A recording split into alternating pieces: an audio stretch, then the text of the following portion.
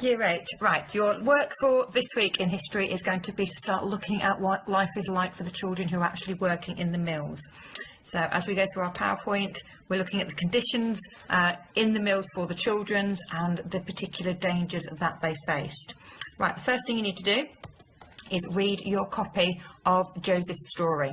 As you read it, I want you to make some notes on the problems and the conditions, okay, you find out about Joseph's life, and also I want you to be able to think about how it actually makes you feel. All right, so once you've paused this video and once you've done that, all right, then press play again.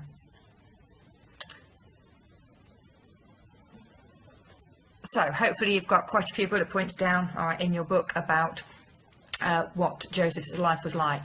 Just to recap a few things that's in there. First of all, Joseph and his friend were pauper apprentices.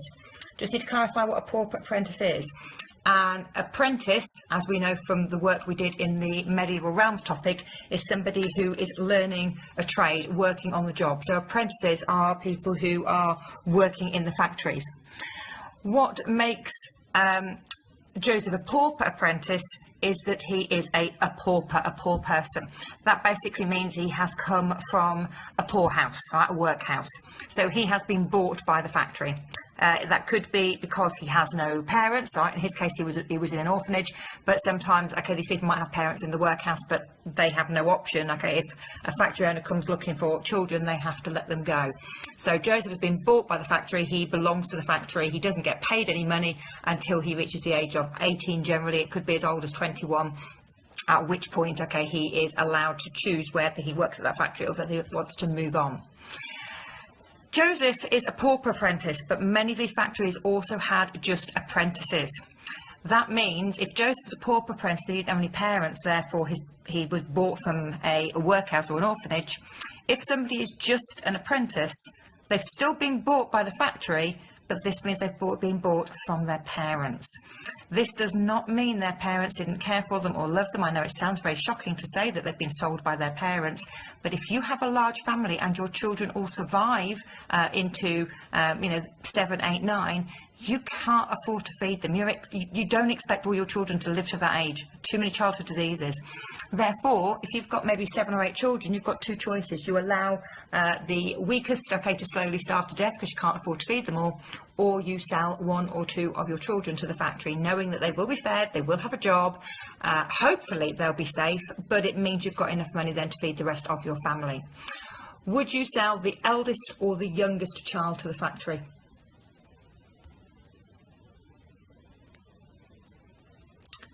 You would sell the youngest child to the factory for the simple reason they can work for longer, therefore you're going to make more money from them. All right, so you would sell your youngest child.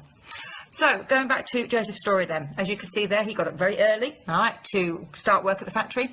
He got a lump of porridge, all right, which was put into his hand, okay, on his way to work. He worked very long hours. There were extreme punishments. There were accidents and people lost hands, fingers, they were even killed. Just really quickly, let's go back to the food. He was given a lump of porridge in his hand. Right, you can tell me 2 things about that porridge, all right, from that description. What can you tell me about his porridge?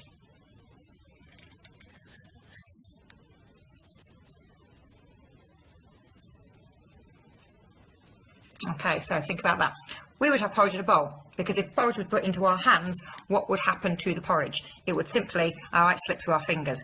So it's telling me one thing, that porridge is cold. They do not want to burn that child's hand, so that porridge is cold. It's probably been made the night before and allowed to go cold and set, and then it's been put in his hand. Secondly, if you hold one hand out, all right, do you think that's as big as one of your breakfast bowls you have your cereal in the morning? All right, nowhere near. All right, so they're not getting very much of it either. All right, so the porridge would be cold and the porridge would be, okay, not very much of it. All right, so that's Joseph's story. If you move along, you've got another clip to watch. All right, so I want you to watch this clip as well. See if you can add anything else, okay, to your notes, all right, about life in the factories while you are watching this clip. And again, all right, pause the video for now and then come back to me, okay, once you have watched that clip. You are now going to have a quick look at the typical day of a child worker, and we're going to try and compare it to your day. So as you can see, most of these children would arrive at the mill at 6 a.m. Now, this particular child is not an apprentice because they actually get a break for breakfast. So we know this person has somebody who lives at home and comes to work. The factories are not necessarily anywhere near your home. You don't have buses or taxis or anything else to get you to work. You have to walk. So for some of these children, it may be a half hour, it might be an hour's walk, okay, to get to the mill. So you could be, leaving your house as early as 5 a.m. You start work at 6. You have a short break for breakfast. All right, you'll be given the same as the apprentice children would be. All right, it'd be a lump of porridge put into one hand.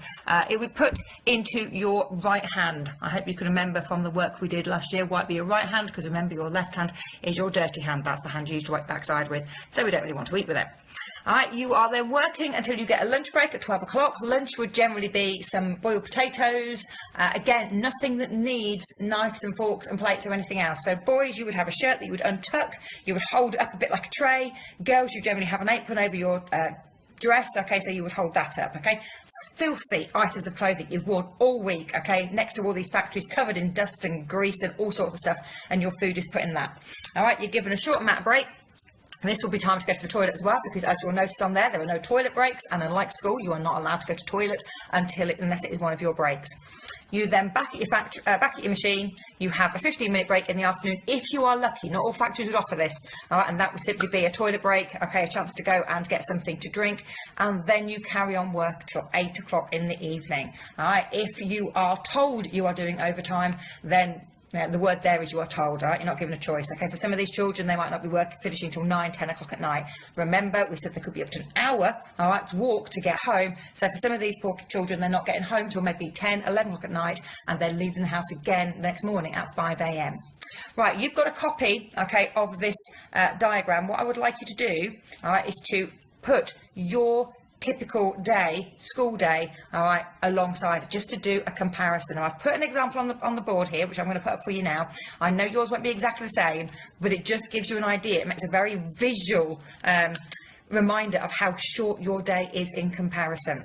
Right, the last activity I want you to do, all right, which again will be in your books, please, is I would like you to write down, all right, all the ways in which your day differs from a child worker. All right, so if you can glue in, all right, that timeline, please, once you've done it, and then answer the question, how does your day, or how does my day differ from a child worker? Give as many examples as you can, please, not just the hours, not just the time they're at work compared to you, but all the different aspects of how your day is different to theirs. Okay, and that's the work for this lesson. Thank you.